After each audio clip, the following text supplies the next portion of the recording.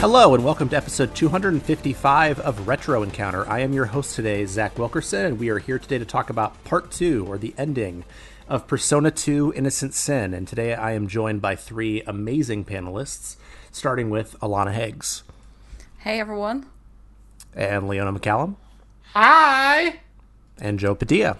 Let's play the Joker game. I'm not sure if I want to. No, thank you. Oh, you do. You do. I have no desire, no love. I don't know why you'd say that. So thanks so much for joining me, the three of you. We're going to be talking about the second part of Persona 2 Innocent Sin. And one of the things that I thought going into the first part of recording Persona 2 is, like, I can talk about the combat and the dungeons and the characters a little bit, but I don't have that much to say. That's a little different this time. This game, as I think Solosi said, goes some places. Goes all the places, really. And so this game really wraps up in a strange way. We left off from the Aerospace Museum, and we, at that point, start flying in a blimp just because, like, I don't know, we wish it to be so. No, there's a rumor going around town that the Aerospace Museum blimp is actually real. Yeah. And that's why it works. That works out very well for the party. Right, well for us. And then we get dropped off at, we kind of have to, like, regather our party after that. And after we regather our party, we sort of get a Maya who shows up who seems maybe a little bit off. And at that point, we start getting these indications that maybe we need to go to. And I can't remember exactly why we need to go to the shrine. Is there a reason why they tell us we need to go to the shrine? I'm trying to remember. I feel like it's as simple as, like, confronting yourself and finding out the truth behind the Mars Circle, because before the Aerospace Museum, there is a rumor being spread around that the kids or your party are the Mars Circle, the terrorist Mars Circle. And then you send all of the school kids from the Aerospace Museum around Sumaru City to spread the anti-rumor, saying, like, oh, we're not the Mars Circle, it's these other people. So Lisa, the detective agency, I think, begins to remember something, and that's why you go to Elias Shrine, because that's where everything began, really. Yeah, and when we go to the mountain, I think that, to me, is where this game, for me at least, really starts, because it turns out that rumor that is spread about you, that you are the original, that you are the Mass Circle, is actually true, but not in the way that we think. Right. That as children, you actually knew each other. The party all knew each other, and they wore masks, and it was like their way of dealing with, trauma from their childhood, and you guys were all really good friends, including Maya, who you called Big Sis, who's a little bit older. Yuki wasn't part of that. No. But it turns out that as children, you were all very close, and at some point, you locked, Maya was supposed to go home, and you lock her in a cabin, and it eventually gets set on fire by the person who becomes King Leo later. But to me, like, I wasn't expecting this. I didn't see it coming, and I think one of you accurately said this is like Final Fantasy VIII, but done right. You've all known each other for 10 years. And so for me, I love this moment. That was a super cool scene. I thought I really loved, and it's just such a nice moment to finally begin starting to get the backstory and the mysteries, but maybe beginning to unravel a bit, and you can finally start making some sense of things in the game. This is the moment where it really starts to be like the series of mysteries that you can unravel. Right, yeah. And I mean, we also find out that not only is Yukino nothing to do with this, but there is a fifth member of the Mars Circle who we haven't met or remembered yet, and they are Jun Kurosu. Yeah, that's going to be interesting, because he turns up. I mean, he's been there the whole time, because Jun is Joker. Jun is Joker, never see it coming. Toward the end, I did a little bit, because Jun and Joker hold their head the same way. In their photos. That was the only way that I was able to see that coming. Nice. Good catch. I actually think that what sends us there, and I know I was taking a step back, is like the rumors about the last battalion. Isn't that actually what sends us there originally? Right. Thank you. Yes. Yeah, that's what I thought. There you go. And this is where this game gets really weird. Oh man. Your uncle. We all have that uncle. who has these really strange theories about the back of the dollar bill, or the back of the pound, and about like what theories are transcribed in it. And then like right before we go up the mountain, we hear one of those theories that there are like aliens who are controlling us, and that Adolf Hitler, or the Fuhrer in this case, is like trying to somehow manage that. And it doesn't make any sense to me. And I said this in the chat beforehand. Like, I have no idea what they're really talking about, but I kind of love that it is totally nonsense to me. It's like some nonsense Hitler, Jesus, alien theory that I've definitely heard before from someone in real life. And then it becomes true in this game, which is awesome. It somewhat feels like Ancient Aliens. If anyone's ever seen that show, of just like of basically it's on the History Channel in the States, and so it's just like basically they have a bunch of experts on extraterrestrial activity and happenings, and it's basically just a bunch of men with bad hair telling you that native people couldn't build things. But there's so much stuff with like Nazis finding parallel universes and aliens and all that. And so as I'm playing through this game, I'm like, yeah, it reminds me of watching these shows and being like, this is some hot BS. Yeah. Yeah, we should really talk about what's her name? Maya Okumura? Okumura? Is that her name? I think so, yeah. Yeah, her name's also Maya. So we've got two people in the game that have the same name as a main character. And she comes to the detective agency, and that's when we start to learn about the Inlakech and the what's his name? Kashihara. Kashihara, yeah. There we go. There we go, yeah. Who was the teacher we saw way back at the start of the game, who there was a rumor he died at the clock tower. And he's been writing, he was a teacher at that school, Seven Sisters High, and he's written this big occult conspiracy manifesto that called the Inlakech. And Maya, I think we can safely say, probably had an affair with Kashiwara. Yeah, I believe so, because well, I mean, I'm gonna jump ahead a tiny bit here, but Kashihara is Jun's father, and obviously there's a whole issue there with his parents, and God, we're gonna get to parents later, aren't we? Parents, yes. Yeah, and yeah, she was a singer and an actress, and she calls him a deadbeat, and he's having an affair with, or she's the teacher is trying to have an affair with him, and yeah, it's just all over the place, really. Yeah, I think he spends so much of the game thinking that she's like got some secret information. She knows about all these things that are happening. They're coming true, and I always thought, oh right, okay, she's like smart, or she's like no, she knows stuff, but it's just because her and her crazy boyfriend wrote this book and then got it broadcast on TV, which spread the rumor that's why she's right, and it's just proving her crazy theories to her and make her even more crazy because they're coming true. It was such a well designed plot, I think, in that regard.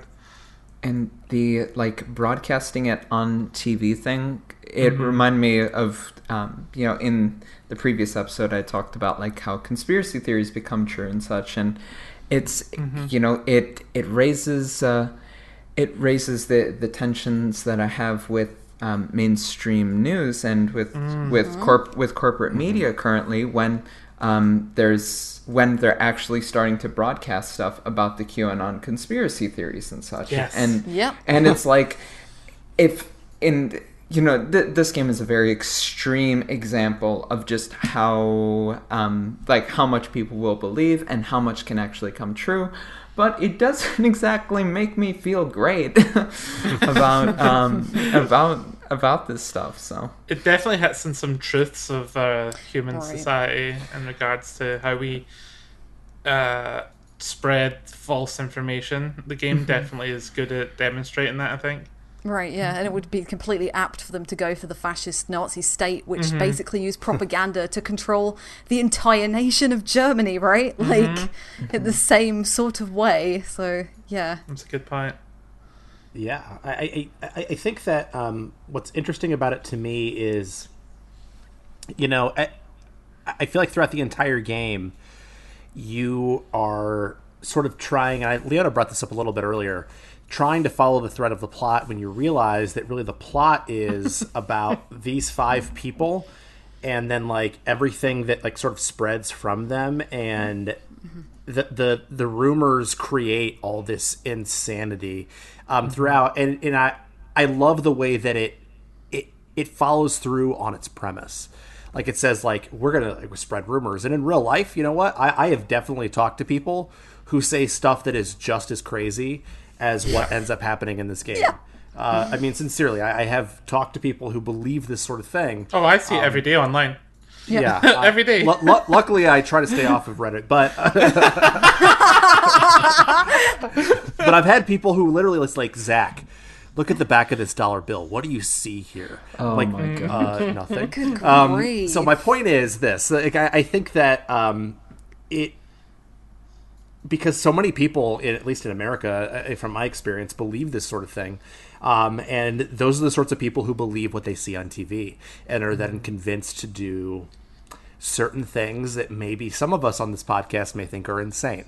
That I think this game might be the most perfect encapsulation of that I've played in a video game. Yeah, I'd agree.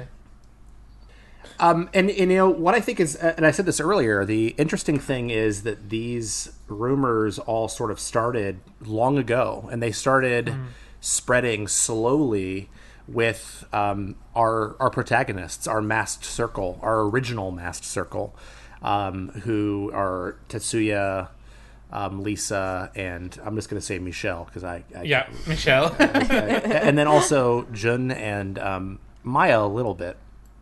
And I think that backstory is fascinating, the connection between those 5, or those 4 rather, and how they come together and create a group here that we sort of see followed through. Yeah, it was definitely a really sweet childhood dynamic, but also a kind of tragic one. How they all came from really tough social situations. Like Michelle was bullied for being overweight, and he had this really overbearing father. And then you got Lisa, who's struggling with her race in Japan. You got Tatsuya, who I think has issues with his dad. It's not explored in Innocent Sin, really. There is one absent father, and it's his. Yeah. I think it's really important that it was pointed out how tragic these kids in the mass circle is, because it shows their innocence and the simplistic solutions that they have to an issue that are actually deeply, deeply troubling. When I was a kid and I would, want to hang with my friend a little longer, we'd say, oh, can we have 5 more minutes? With these kids, it's Maya's going away, so we have to make sure that she doesn't. And there's such a terrifying innocence to the simplicity of that solution that could only come from children. I think that really humanizes and deeply discomforts me seeing that in a game. Yeah, definitely. I mean, Jun is the only one who doesn't want it to happen. Like, he's pretty anti, like, don't lock her up, you can't do this kind of thing. And that stems the kind of, like, essentially Jun creates this, or is at least manipulated by the false Kashihara to thinking that Tatsuya is the one who burnt down their shrine. Yeah. And so, Jun is... The reason Jun becomes Joker is because he wants the... Do you remember when Joker turns up at the beginning of the game and he looks at Akichi, Tatsuya, and Lisa and says, "Oh, you three, why have you forgotten about me? You did this terrible thing." And that's what he's referring to. He thinks that Tatsuya was the one that burned the shrine down, and it was their fault that Maya died. And we didn't say this, but actually there's also Maya's childhood ghost in the Elias shrine and the mountain. So, yeah. Yeah, I feel Jun in particular is really tragic because, again, like his parents, his mother kind of neglects him and his father is deadbeat. And Jun has a really rough home life. Yeah, but yeah, I think that kind of scene where they lock Maya away in the shrine is really terrifying. And the fact that they all wear, like, the mask circle, essentially, they're just putting on masks to hide or get away from, like, their home lives, aren't they? It's simple. But also to hide themselves as well. Yeah, exactly. Just so they can, I imagine just that anonymity helped them feel a bit safer. Yeah. I mean, I think that there's a personality disorder called borderline personality disorder, and like they're all exhibiting pieces of that, in that they like can't let go of something because, and borderline is usually, at least my understanding of it is that it's usually caused by trauma in people's childhood, and I think that being able to see that played out in the way that it would be for a child, how they can process it, like our parents are all absent or terrible or whatever in some way. And here is this thing that I'm going to hold on to and I'm going to cling to. And they don't understand how harmful that can be. And that's exactly the way that children deal with things. And frankly, people with that particular disorder deal with it in real life as adults as well. And so I think that, and I said this before recording, I think that things like this, despite, and we'll get to my criticisms of combat and dungeon crawling, despite all of that, make this by far, I think, the most mature and interesting Persona story I have played. Oh, for sure. Yeah. It definitely, they had like such a strong concept that I haven't seen done before, and they really fully explored it, I think, and I love it. It's interesting. I hadn't really thought about borderline personality disorder in thinking about these characters.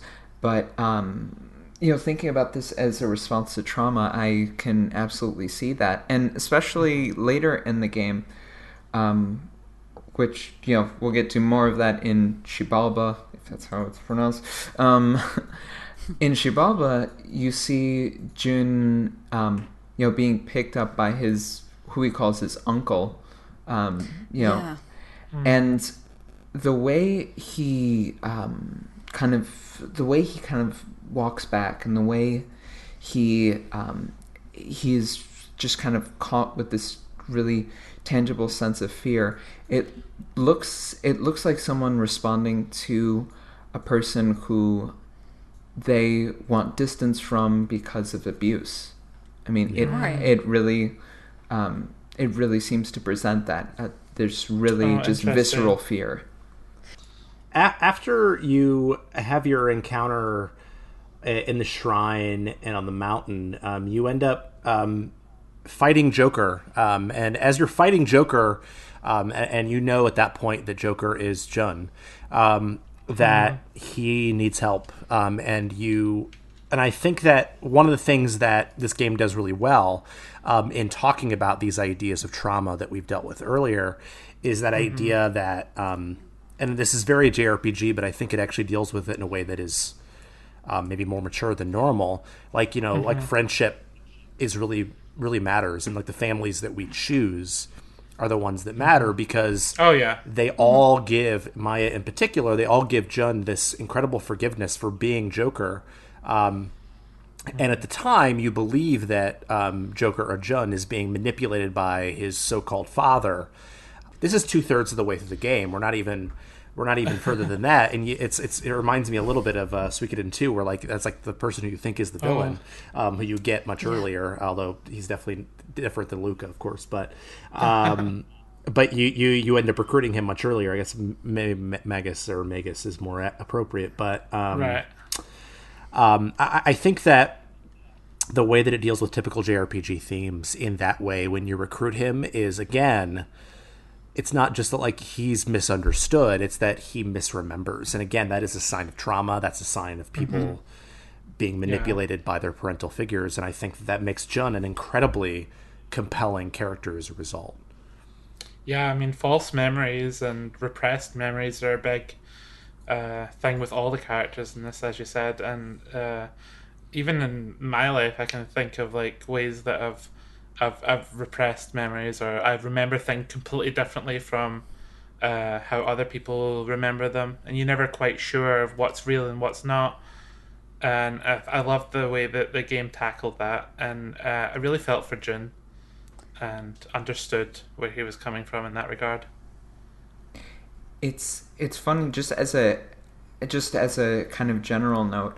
I remember making a post on social media being like, who's your favorite Persona cast? 3, 4, 5. And then there were a bunch of people who said 2 in the in the post, and I was like, all right, you gosh dang contrarians. Hipsters. Yeah, like, God, way to be a hipster. Like, great job, clap for you. But no, like, I mean, some of them were, I'm sure, being hipsters, but also they're not wrong. I mean, they're not wrong. Especially when you look at a character like Jin, it's just so complex and eminently relatable that it's, I mean, despite what Jin does as Joker, I don't think anyone would really be rooting against him in this game.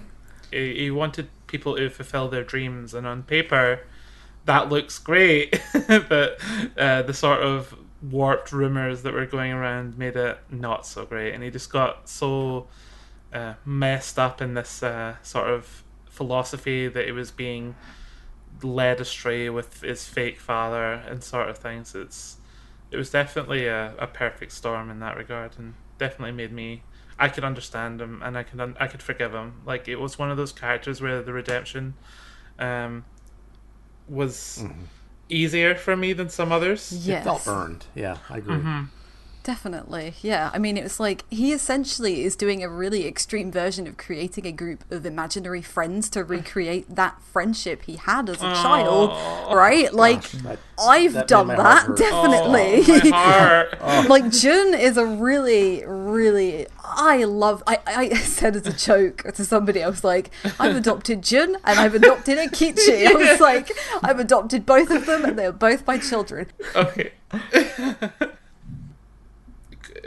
Jun's mother, I think near the end, she sort of turns a new leaf and sort of starts to appreciate Jun, right? Because she does in one of the temples, like, just throw herself in front of a it's at the end of Caracol, isn't it? Yeah, she defends him. Yeah, and you don't even know who she is at this point. You're just like, who's this woman? Yeah, I was like, what? She's cool dead. mouse, but what? He seems to think early on that his mom is dead. So how does Jun come to that conclusion? This is a genuine question, because I'll be honest, this plot is difficult for me to follow. I didn't say this earlier on the podcast, but I finished this game roughly 50 minutes before recording, and I played like 18 hours of it in 2 days. It was a journey. It was a journey for all of us, because I made everyone else participate. But what leads him to that conclusion about his mother not loving him? I mean, like, why is it? Because she's going for some dream that he's unaware of? Like, I'm not sure. I think she blames him for, like, robbing her of her actress career and becoming a mother. I think it is that, and she's very cold to him as a child and just finds him a nuisance, and his dad isn't respected, or is, like, slightly unhinged. So so I don't think she joins the Master Circle knowing the Joker is her son. I think that's an independent thing. Yeah, she doesn't know. Yeah, that's interesting. That's interesting that she would join her son's group. Yeah. I mean, I think that reflects on Jun as well. Like, this idea that he always wanted, as a child, that he must have always wanted his mom to get what she wanted, but she never did. And so that, you could argue, is part of what he's looking for here too. Oh, man. Yeah. Yeah, I think he just wants the best for everybody, doesn't he? Mm-hmm. And which is really interesting when you start getting down to Arcana and Zodiac stuff, because the Wheel of Fortune, one of the things about the Wheel of Fortune is that they are optimistic and they want things to get better as soon as possible, and that's what Joker tries to do, but it's a bit of a reverse. So that's always the best Persona characters, when they are their Arcana but they're also the reversed Arcana, and they're always so interesting. I'm glad you've been looking into it, Alana. There's two characters, both Tatsuya and Jun are their reversed Arcana, because are we okay to move on to the Zodiac temples absolutely. now? That's what I was about to go. Okay, so you go to 4 individual temples, each of them, they pop up. So basically at the end of Caracol, let's rewind a bit. At the end of Caracol, the prophecy's fulfilled and Xibalba raises the whole of Sumari City up into the sky. And these 4 temples appear. And the crystal skulls are all placed inside these 4 temples, with the heart of Xibalba at the center of Sumari City. And you have to go and retrieve the 4 crystal skulls. This is not an Indiana Jones film. It doesn't exist. They'd have Nazis, though. It does, yes. So you go to these 4 temples, and interestingly, they're named. They are Leo Temple, Scorpio, Taurus, and Aquarius, which are all the star signs of the 4 characters who are not Maya. So Tatsuya is a Leo, Ikichi is a Scorpio, Lisa is a Taurus, and Jun is an Aquarius, and obviously it relates to the Mars Circle as well. And something I picked up on going through those dungeons, I mean, those dungeons aren't great, and I'm sure we'll go into that in a minute, but, like, Jun, one of Jun's contacts is that he reads your fortune or reads your, like, star sign, and he does it with all of the demons, and he does it to all of your characters in the break rooms as well, and they're accurate to, like, you know, when you read those Zodiac columns in newspapers and whatever, and they're like, you're an Aquarius, you're a sensitive person, or whatever it is, I can't remember off the top of my head, or you're a Libra and you're indecisive. Like, yeah, I know that, definitely.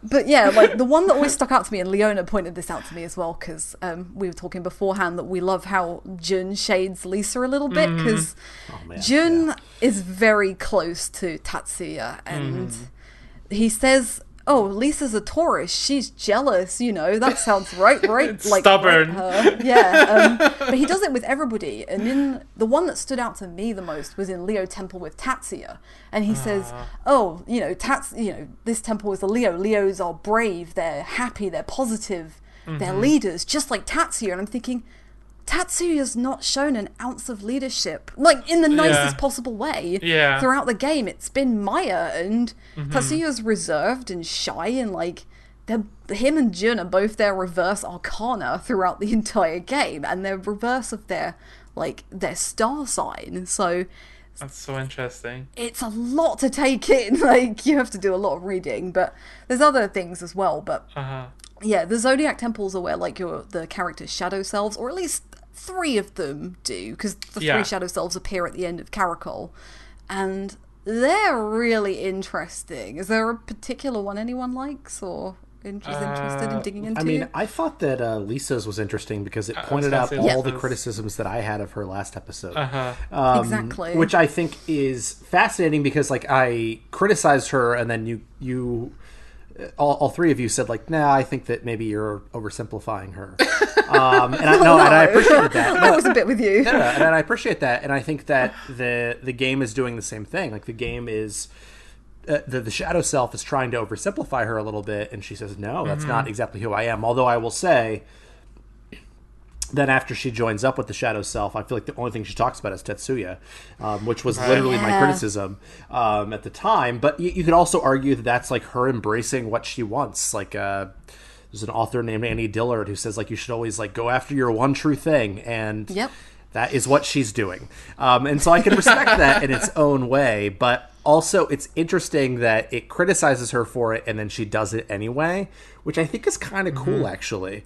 Well, yeah, because, like, her whole thing is, like, rebellion, isn't it? Like, there's a really interesting line before you fight Shadow Lisa, in that Shadow Lisa says that she's been taking drugs and sleeping with old men, and I'm like, oh my Jesus Christ, like, is that real? But, like, again, going to Lisa's like alignment with the lovers and Taurus, like she's this stubborn girl, but she likes harmony. But a lot of her actions are like disharmonious. Like she's trying to like stand out in her own way, but wants to be accepted as well. And it's like I feel so bad for her when like Shadow Lisa came out with that line. I really felt for her as well. And the drugs and sleeping around thing was definitely like a shocking moment. Yeah. I thought but like I got it and I could understand it. And I believe it. I do think it probably is true a little bit, not like to a harder degree, but I can fully see Lisa's character experimenting or it's just another way of her rebelling, isn't it? Really? Totally. And I also love that Lisa's temple is she like fully like is just about confessing I love Tetsuya, and I'm like, nice gay though. Bi, but with a preference for. Yeah, sorry, gay is bi, yeah, absolutely. Because and I thought the game handled the bisexuality really interestingly, because there is you can pick Ikichi and it's treated as a joke, but Jun isn't treated like a joke. That's very much treated as serious, except for one point where the contact is called lovers ? Which I think we could have done with that. Yeah, I think it could have just been lovers, because like the actual contacts itself are very sweet and very like heartfelt and like they're very earnest. I also love doing it with demons that are like, is this the return of Sodom? Did you ever get that one? I didn't get that contact. I'm glad someone did. But yeah, I 100% picked Jun as the romance option. I also did, and I really, when Lisa brought up about when Shadow Lisa was talking to Lisa and said, you hate being different, but you're just trying to get noticed, and I was like, don't come at me like that. Right? Don't talk to me. Yeah, I didn't come in here for tea. I think it speaks to that tension that a lot of us feel in asserting individuality, but also wanting to be known, wanting to be accepted, while still having that. And I think that's something that everyone kind of feels, but I think it's really well presented by this temple. And by Lisa kind of going forward, how she acts and the different ways in which we dislike how she acts at times. Yeah, I mean, are there any other temples that the three of you really thought were intriguing or interesting? Yeah, I don't know. They were okay. I think the Lisa one's the best one. I think the Lisa one's the best one, and then Jun's doesn't have a shadow. Jun doesn't have a shadow no, self. No, it's just three Nazis. Yeah, and I guess Jun's shadow is technically Jun's shadow. Oh my god, yes. Jun's shadow is technically Joker, isn't it? I guess. Yeah, I think we've already beaten him twice. Yeah, as one is an angel as well, Angel Joker. Yeah. There was some I don't think that there was a whole lot that was really direct about the Leo Temple, but it kind of laid the groundwork for what comes in at the end, because there's these, because Shadow Tetsuya is raising all these kind of questions about who is Tetsuya Soyu really, and how do we as the player relate to him, and like how do we control his actions and everything. So I found that very interesting on a kind of on a more meta level, I suppose. Right. Yeah. Mm-hmm. But yeah, Akichi's, I guess, is interesting because you've got this revelation that Miyabi, one of the girls from near the beginning of the game, him and her have the thing for each other. And yeah, so like he was obviously mocked for being overweight as a kid, and she was one of the people who mocked him, but she had a bit of a thing for him.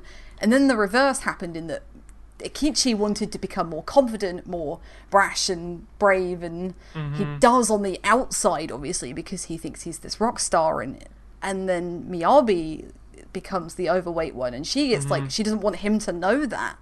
But Yeah. there's this moment where they get together at the end of the temple, and why does it go all cartoony and just say like they hug and then love comes up? What? I wanted that with Jun, damn it! Like I laughed so hard at that. It's It's so like they random. made this animation just for this second. Right? It's just so funny. Yeah, I actually really like the cozy Miyabi little subplot. It's cute. Yeah. I don't think any JRPGs deal with being overweight as a woman. But also not they don't deal with it as a woman without making it a joke. Like That's what I'm Shadowheart from the saying. New World does it. I think they treat her very humanely and Yeah. and with a lot of empathy. The way she's ashamed and try to hide from Ikichi, but at the same time he, at the end they're both like, I love you and I want to be with you no matter what. And I thought so it was like a cute. really, I don't see that very often in Japanese games. And the reason why she put on the weight was because she was feeling guilty about Guilt, bullying yeah. him. Yeah. And so it's like, I mean, it's cyclical. And Right. I really liked at the very end of it where, you have your, I am, I art thou, blah, blah, blah, stuff that happens in every Persona game.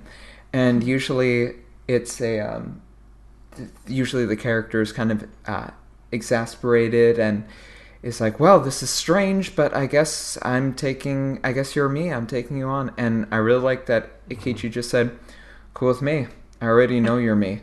And it just nearly monotone, just Yeah. like he knew, like there like this wasn't even a revelation for him. It was just Yeah. I knew I had to come to this at some point.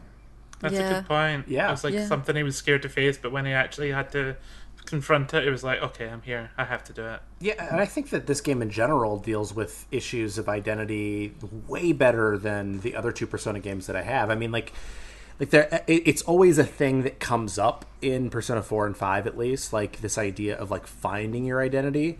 But I feel like here you actually see like the disconnect much more clearly between like who a person wants to be and who a person is, and like why they are the way they are currently, and how they're getting to whatever person it is they want to be. And I think that phrase, when I hear it here, I'm like, oh, now I understand why you're saying that. It's not just like some like phrase I have to read 1,000 times in Persona 5 as I recruit more Persona to get like, I don't know. You rank up your confidence. Yeah, to rank up my confidence. Yeah, I mean, like, and then that's where I feel like I see it 1,000 times. Whereas here, I'm like, oh, I understand why you're saying that now. I think it was an interesting revelation for me as a person who's only played the later games. Right, and I feel like a lot of analysis on later Persona games, I mean, the Persona series is based on Jung's kind of, like, the shadow, the persona. Yeah. And I think it's more directly dealt with here in 2, and I think 1 a lot of people consider 1 does it quite well as well. Yeah. I think there are kind of two planks to this in terms of why it's presented, why these earlier games in the Persona series might be better at tackling this. One is that the director and writer for Persona 2, I believe, is different from Personas 3 through 5. Yeah. Yes, that's right. So, I mean, and that's where, in Persona 3, there's some stuff with a trans woman, which is not very nice. And then, 4, 5, Catherine, which was also the same director and writer team. And Catherine is the worst one. Yeah. I did not know that in Catherine regards was to the same that. team. Oh, man. The Catherine is Oh, a yeah. disgusting Things. game.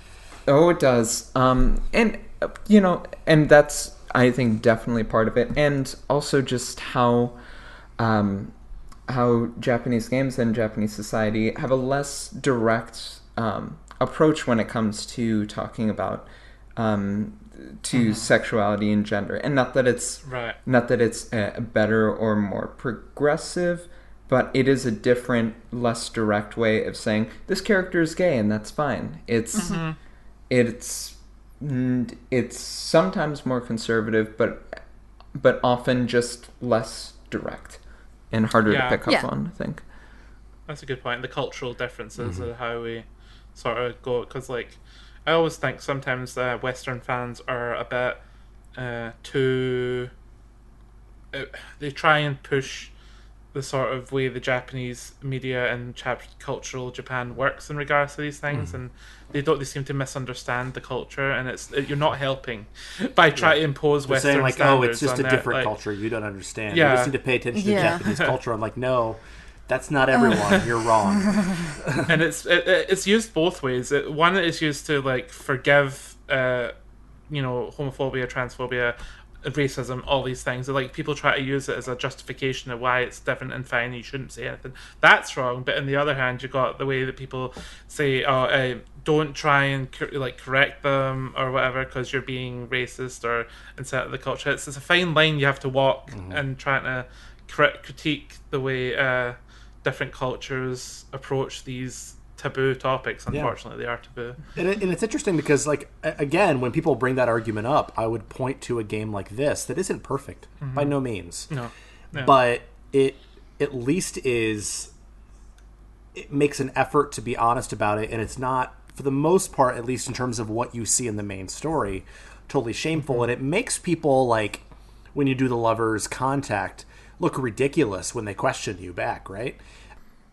Right. There are some things that are still questionable. Like, there's a contact between Lisa and Jun, where Lisa does Jun's makeup, and she's like, oh, well, you look as pretty as a girl, and things like that. And I'm like, no, come on. Like, that's just, I don't know. You're gay, you must be a girl. Yeah, exactly. Yeah, and that is another thing with Jun, where it definitely gives into that neo-Freudian or Jungian idea of like, oh, gay men come from houses with fathers who are not dominant, and they're more close to a domineering mother, and it's like, that's a little rough there. That's a good point. Yep. I didn't even think about that. Jun and Tatsuya, Maya points out a few times throughout the game, and I might go into this a little bit more if I get time, but like, Jun and Tatsuya are remarked as being essentially one and the same person. Like, Light you and look so shadow. similar, she says so many times. Yeah, and I think there's a reason for that, and I might go into it towards the end. I want to hear... Okay, we have to move so we can get to it then. Okay, let's talk about the final dungeon, because it's real long. I mean... Oh yeah, I didn't mind the final dungeon because to me it was just a long corridor where you just walked and you hit a cutscene and you walked and you hit a cutscene, and I didn't mind that because I was so frustrated with like the tourist temple with the moving slides that I was just like, oh, I will take a corridor. I will take a corridor right now. In the tourist temple, I didn't realize that like there was like on the left side a way that you could walk to the next part, and I walked back and forth to the first and second floor. I'm like, oh my gosh, there's a map there, but somehow I didn't get far enough left to realize that I had to move because the mapping system in this game and the dungeons in this game are absolutely atrocious. This is like a love fest so far, but man, we spend so much time in the dungeons in the second half of this game, and they all suck. And all the later ones have like SP draining pools, and when you start getting like your like prime persona and they're your costing ultimate like 72 persona, SP. I'm like, what are you doing? Like, I'm buying like 99 chewing every souls time. every time. I just got this amazing image of the 5 party members just furiously chewing gum as they try and dodge pitfalls. Oh god. Those 4 temples, because I finally figured out a stoma by the time I got to Xibalba, so that wasn't as bad. Those 4 temples are egregious. Some of the worst, in terms of actual gameplay and design, some of the worst temples or worst dungeons I've ever seen. I mean, the fact that the fact that they're reusing the same, not even like changing the colors on the sprites, but just reusing the same monsters for all 4 of those dungeons for what could, I mean, for my playthrough, took like 9 hours of that total game. Yeah, I mean, that's awful. I agree. Yeah, it took me a long time. Like, at least space them out. Like, don't stick the Zelda section right together. Like, spread it out over like 25 hours or something. I didn't mind them as much, but it's because I hadn't done a lot of free card negotiation at this point. So I literally hooked onto 3 different demons, ran away from most of the other ones, and then just negotiated with them and just got them to give me free cards, and then went and made a load of really good persona for Xibalba. So I was but it's just your card ATM. It's unideal, and there's like, it depends on what order you do them, doesn't it? Because they change shape. So they all like the four like layouts are the same, but dependent on what order you do them, like Leo Temple will have a different layout if you do it first than if you do it third, I guess. So it's dependent on what temple affects what temple. So Aquarius is what, the wind temple. Wind blows out the fire temple. That's right. So it makes it weaker, but like Leo makes the earth temple burn or something like that. It makes it stronger. So it depends on what order you're doing them in.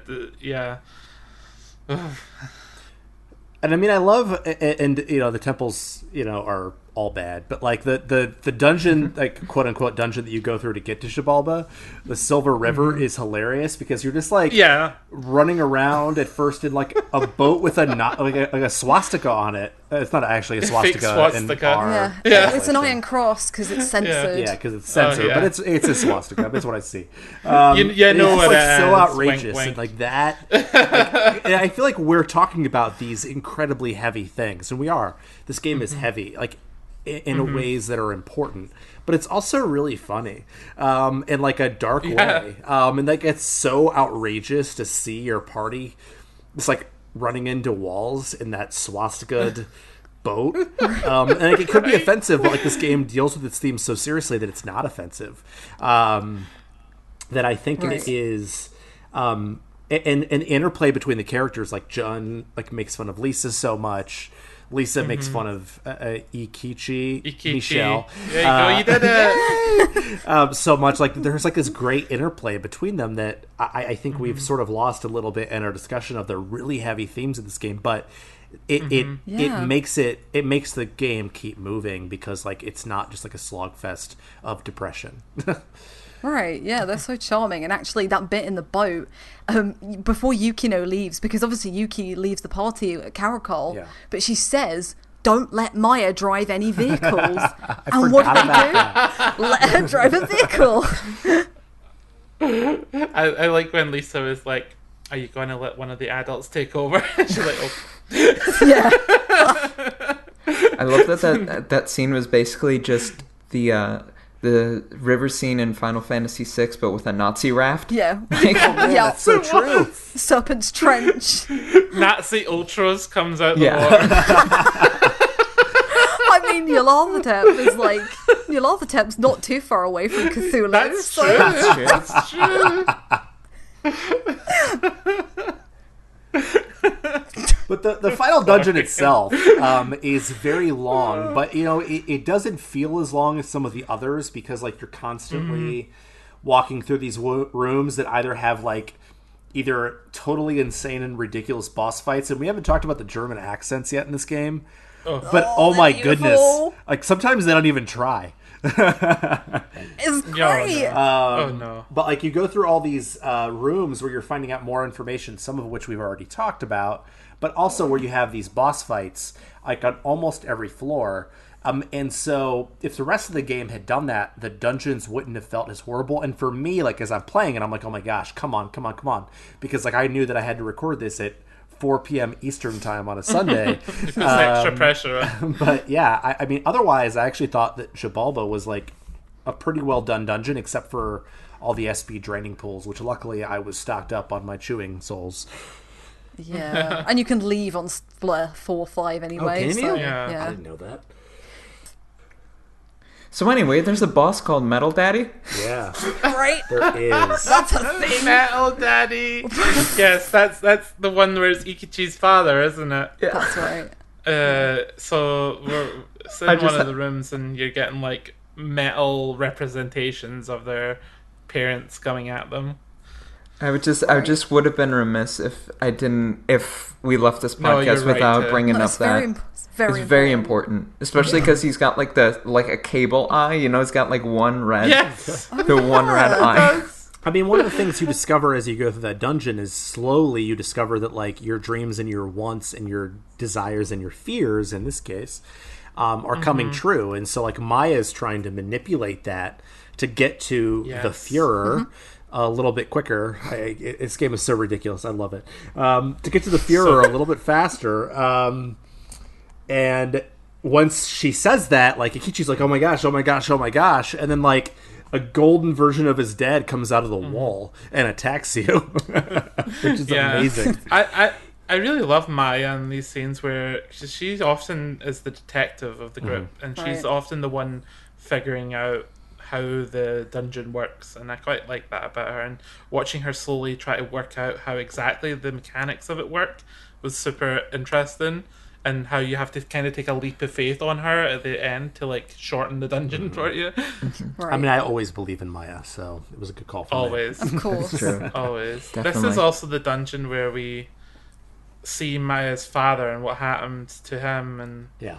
we get the Right. story properly from her, and I was so heartbreaking. You kind of got a glimpse into all the past sort of reactions Maya had, and it was so heartbreaking. What did you guys think of Maya's story? I mean, Maya's my favorite character in this game. I mean, I love Yuki too, but just the way that she reacts to her dad being absent is to like try to do what he did but better, which is always the thing that we should all aspire to, right? Like the ways in which our parents failed us, which no matter how amazing our parents are, they're not perfect.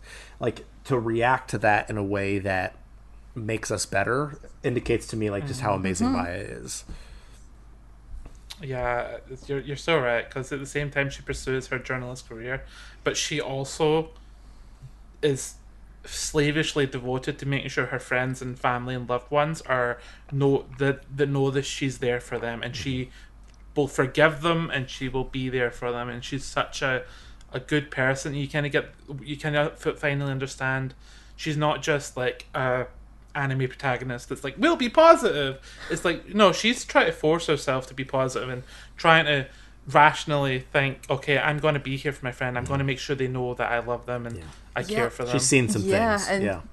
And she has, and the Moon Arcana again is like it's supposed to be the insecure, emotional but nurturing person. And interestingly enough, like because you fight Maya's shadow right back at the shrine, she does not accept her shadow at all. She rejects it outright, and it fades away. And Reverse Moon is releasing fear and repressed emotion, and she doesn't really like ever do that, does she? Like she's scared, but she's never like she never quite goes over the line, and she's just so interesting and so great. Yeah. And I wonder if there's a second game where you play as Maya. I wonder. Wonder if I'm going to play that as spread soon rumors. as possible. I don't know. Do you know, maybe if we spread rumors far enough, maybe it'll get made. Everyone email retro-rpgfan.com.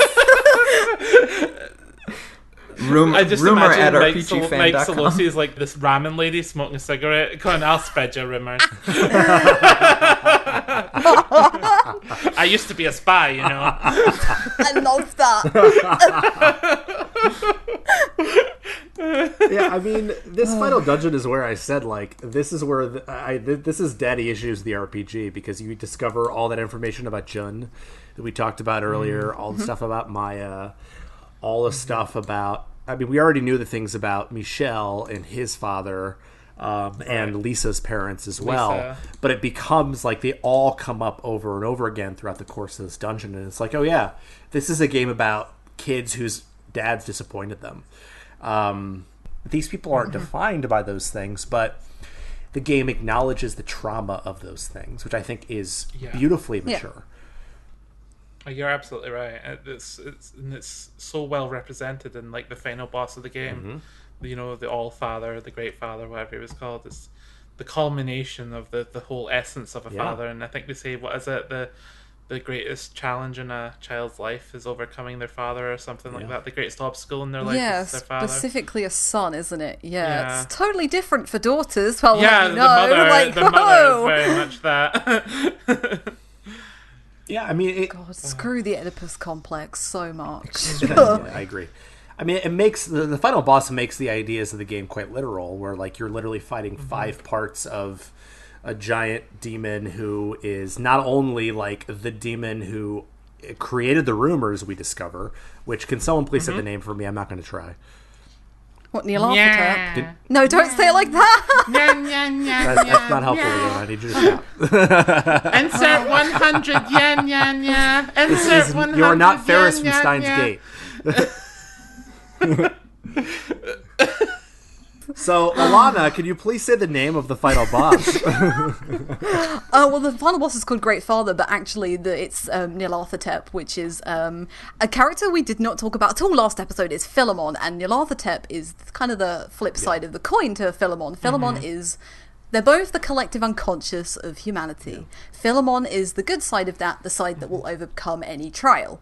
Nyarlathotep is the bad side of that, and Philemon is stuck in this collective unconscious area, but Nyarlathotep has the ability to go out and bend people's will to his, control them, essentially, which, To influence them. Yeah. All right. I mean, and he's the one who created the rumors as truth, as a way to prove that humanity... If they are left entirely to their own devices and the things they think, then they will destroy themselves. And he is the one who embodies the Great Father, and it really is the Great Father with 5 different versions of your father telling you that you're not good enough or being absent in some other way. So there's like false Kashihara and real Kashihara, then Lisa's dad, Akechi's dad, and Maya's dad. Yeah, they all say different... Like, you can't tell from the pixel art, but you can definitely tell from what they say. Yeah. Jesus. It's such a good game, guys! Oh my God. It's so good. We failed to... Like, Nyarlathotep is also Hitler. That's also true. Yeah. Yes. Yeah, Hitler was also... I believe what you meant was the Führer, Alana. Oh, sorry. It's just, the sunglasses and the coat. There are a lot of questions that this game raises, but perhaps the most salient one is, who gave Hitler aviators? Right? I believe it was the censorship team. Yeah. I believe that is correct. The Longinus dug him out of the ice. But how do they explain that in game? Was it just like, welcome back to the world, Fuhrer, here's some aviators. Have you seen Top Gun? Here you go. Yeah. You'll love Top Gun. Speaking of Top Gun, let's talk about the ending. That doesn't make any sense at all, but whatever. The ending is something. Jesus. Alana, can you explain the ending to me, please? I'll do my best. So you overcome Nyarlathotep, and you think you're going to win, and all of a sudden, a Chimera comes out of nowhere with the Spear of Destiny and stabs Maya. Yes. What the hell? To fulfill the prophecy of Maya. Correct. And Lakesh. Yes. Yes, and the Oracle of Maya is really interesting, and if you're not paying attention and you don't know, it basically tells you the entire plot of the game, because it talks about a band, like a group of girls forming to form an idol group. It talks about the fires of the flames, which is Leo blowing up the buildings, like the gold building and things like that. And then it talks about the 5 skulls and the Grand Cross. The Holy Cross, yeah. And the Maya's Maiden Heart stops, and it stops the planet from spinning, or the star, which is Earth, and it does stop spinning when Maya dies. And making the end a new beginning. Oh, man. Which just... Dun, dun, dun! It's right in front of you the whole time. And you just because Yuki's friend from Persona 1, the one who comes along and phones you frequently, she's the one who interprets it for you, I think, isn't she? She's the one that tells you to go up to the bombs. Ellen, yeah. Oh, really? Yeah. Wow, and okay, I missed that. Okay. You meet Ellen briefly. She's a lot more prominent in the Eternal Punishment. Okay. Right, yeah. But yeah, Maya dies, and then Nyarlathotep runs away, and Philemon puts this to you. He says, right, the only way you can do this is by resetting everything, and you have to forget all of your memories and everything. You have to forget ever meeting, ever doing this, that. You're creating an alternate timeline that's set whenever, and they do it. Yeah. They're going to a world where they never met, basically. Right. Which is just the most tragic thing as well, because you know how much this group love each other and have been through so much together. Yeah, it's interesting that Maya is stabbed with the Spear of Destiny, which is the spear that stabbed Jesus Christ, right? And and it specifically had to be that because of all the rumors going out how the spear that stabbed Jesus caused bleeding that could never be stopped. So they needed that rumor to make sure that Maya could never be saved. Well, it's essentially a myth, isn't it? Which is like the ultimate rumor. Like, exactly. It's a 2,000-year-old rumor. It's pretty hard to overcome that in this world. Yeah. And we haven't talked too much about Ultimate Persona, and I don't think we'll get time to dig into it too much, but like if you get everybody's Ultimate Persona, you can do a fusion spell called Grand Cross, and Grand Cross is what happens when like the world stops and things, and the positioning of each character in Grand Cross is really interesting, because you have... this might sound bananas. It is. Maya is in the center, supposed to represent Jesus, and Serious?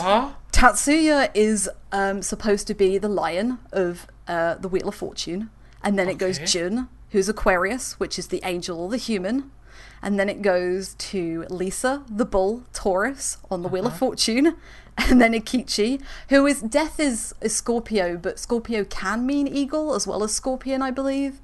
And there's a bird on the Wheel of Fortune as well. So... Oh my god! Someone watch some videos. And this is supposed to... They are literally acting out the Wheel of Fortune card and the Grand Cross when they do that spell, and that's what happens. Like, Maya has to die because she is essentially Jesus in this situation, and that's, you know...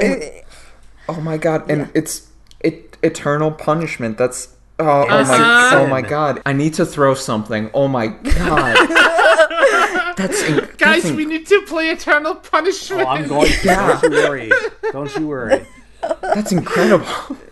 Right? Like, when I realised that, I was like, there's got to be a reason you've got to put them in this specific order. And I was like, well, hang on a minute. Like, me with my crazy, like, corkboard theories on it. Like, here I go. Charlie from Always Sunny? Yeah, good. Yeah, exactly. So it kind of blew my mind. Well, now that we're talking about corkboards,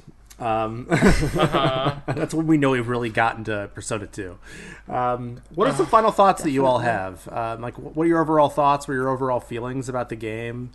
Joe, we'll start with you. On a mechanical level, I don't like it. I think it's... where I think a game like Persona 4 Golden is like almost as close to mechanical perfection that I've experienced, and that speaks to my gameplay sensibilities. This is like the anti of that. I don't like a lot of it. In terms of story and theming and writing and just how deep you can dive with the symbolism in this game, it's incredible. I was already really thrilled with a lot of stuff in this game, and this conversation has just made me even more so. I agree. What about you, Alana? Oh, I dig it so much. It's just nonsense, and it just really... I think what I really love about it is that a lot of the times I feel like Persona 3, 4, and 5... they've got themes that they go for, and like it's been so long since I've played Persona 3 or 4, and like 5's personas are all like thieves, aren't they? They're fictional thieves or delinquents and things like that, but like all of these characters' personas are all Greco-Roman, they're all interlinked, and they're all like every single thing about them, like every detail of that character is like meticulously planned out to like, you know, Tatsuya is the sun, Maya is the moon, and their ultimate personas are siblings or twins, and they both represent the sun and the moon, and guess what? You know, Maya gave birth to Hermes, which is Jun's persona, which is like Jun sees them as a mother. It's ridiculous, and like once you really... It's been a long time since I've really sunk my teeth into like something so lore deep, but it's fascinating. Like, I don't mind how it plays too much. Like, I've seen some conflicting opinions about people saying that the PlayStation 1 version is better because it's faster. That sounds better to me. I don't... Actually is. Well, only because the auto battle system is kind of the default. Like, and that just makes... like you intuitively speed through the battles faster. Right, yeah, you don't have to input every single time, or you don't have to press triangle to do it. And like, I don't mind the gameplay and stuff, and we didn't get time to dig into side quests. I didn't do too many of them, but there are some fun like Japanese mythology references and things like that. And like, one of my favorite thing about the Persona games is the Persona. Like, I want to know what their origin stories are, what their mythologies are, where they're from, how they tie into things, why they're associated with that arcana, and this has done it so well, and like, it goes absolutely batshit insane by the end, and I'm so there for it. Like, the ending in particular, like, it was like 1 a.m. I was crying like a baby. Like, it was 3 p.m. I for love me, don't Maya you worry. But like, yeah, I just think it ties everything so well together. Like, I could do with it playing better, but I think I still prefer Persona 3 very slightly, but probably because it plays a tiny bit better, like barely. But this is like, you want a game that like throws you in at the deep end and doesn't let go. I think Persona 2 is for you. I'm going to hop on here because I want to pick up on one of the things you talked about in terms of themes, like 3, 4, and 5 picking up on themes. Like, I feel like 4 and 5, in particular 5, pick up on theme as pastiche, basically, like as style. Yeah. And, you know, 5 has this idea of like pushing against the establishment, blah, blah, blah. And that game is great because of its combat and its style. And frankly, it's pastiche, but it does not have any understanding of how to tell a nuanced story. It beats you over the head with a baseball bat, literally, Ryuji style. Whereas this game doesn't do any of that. From a thematic perspective, it is all... We have talked, and for the record, I am so impressed by all of your thoughts here, and I'm really happy we had this conversation. Like, you guys taught me so much about this game today. But it deals with it as subtext, but not so much so that you can't understand it. And it's so mature in its storytelling. Even, I can't think of a PS1 RPG that is as mature in its storytelling as this game is, or any games outside of, I don't know, a few since then. And so because of that, I think this makes it, to me, my favorite Persona game. But as Alana, I think, accurately points out, I mean, I think I hated the combat more. And I don't know, like, first RPG I ever played was Dragon Warrior 1. I'd rather play that combat than this one ever again. I'm not kidding. And 2? And 2. I really play 2 from a combat perspective because it's still faster than this.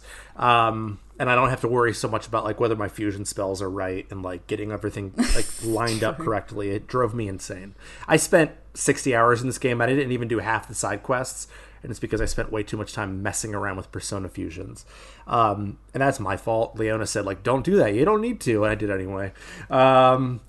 So... yeah, my point is that like the storytelling here is amazing, but it is wrapped up in a game that is 80% trash, dungeons, and combat, and that really frustrates me. But so the fact that I still really like this game and would recommend it, despite that, is actually incredible. Leona, we haven't heard from you yet. What do you think?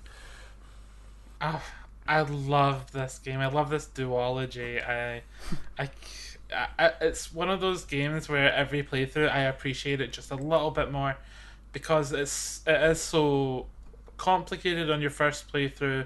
The second playthrough, you're like, I know what the story's about, and then you pick up on all these subtle cues all the way through the game. It's such an enjoyable second playthrough for me that I can't help but be probably my favorite Persona.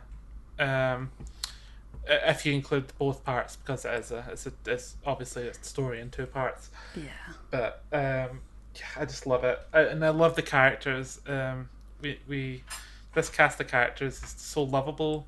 It's this great. group there's such a group of like misfits, like but proper misfits, proper weirdos that I can really relate to. Like not just like I'm quirky, no, like damaged. I think it benefits as well, going back to something you were saying, Zach, like, you know, the characters in those games are great, Persona 3, 4, and 5, but you've also got all the confidants, and I feel like even though it develops all of them slightly, I'd rather the game focused on a smaller cast of characters and really ran with them like Persona 2 does. Like, I think it really benefits from it, and like, I'm gonna sneak in my little Jin Tatsuya thing now, I think. It's not a theory I've come up with, but like it's something that I saw again in this video, in that Maya calls them doppelgangers, and there is a book called Der Doppelganger, and in that book there is a poem, and the one line in that book that sticks out to me is, why do you mimic my love sickness that tormented me at this place for so many nights in the past? And essentially this book, or this poem, is about a man who meets his self crying over the loss of a woman. Maya is the woman who's gone missing. Oh my god. Jun is the grieving person, the one who's Joker, and Tatsuya is the one who cannot accept the grief because he doesn't want to. So good. Yeah. Well, thank the three of you so much for chatting with me. I this is one of my favorite episodes I've recorded for this. You three taught me a lot about this game today, and I really appreciate that. You're all wonderful. So are you. Thank you.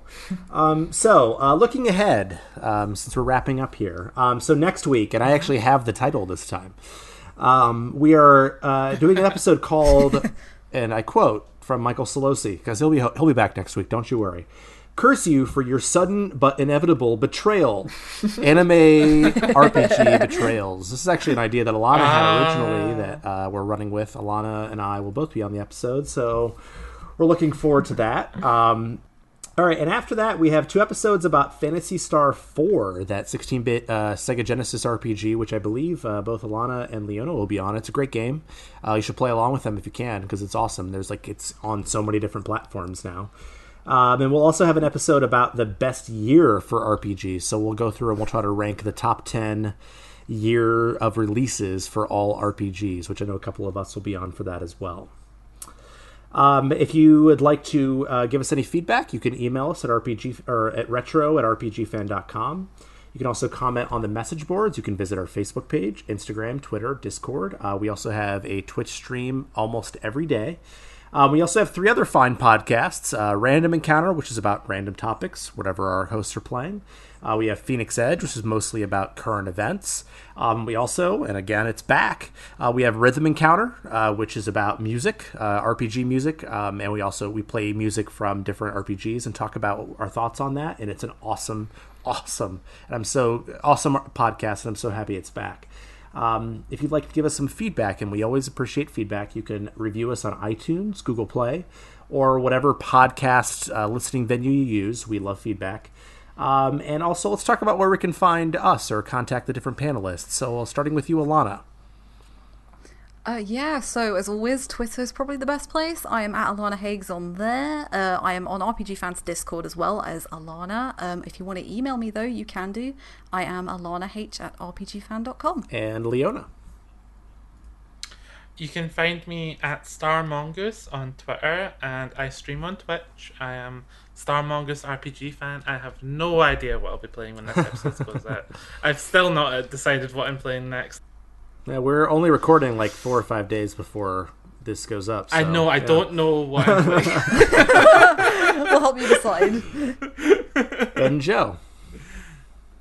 You can find me on RPG Fans Twitter and Instagram and Facebook, and you can find me on my personal stuff as @EvaLease. And you can email me at zachw@rpgfan.com, or you can also find me on Discord as ZachW. Again, thank you 3 so much for joining me on this podcast. It was a wonderful time. And thank you, listeners. Good night and good luck. 聞こえてる歌が心を揺るがせて心が削られて裸のままの自分が幻覚感じて心を通わせて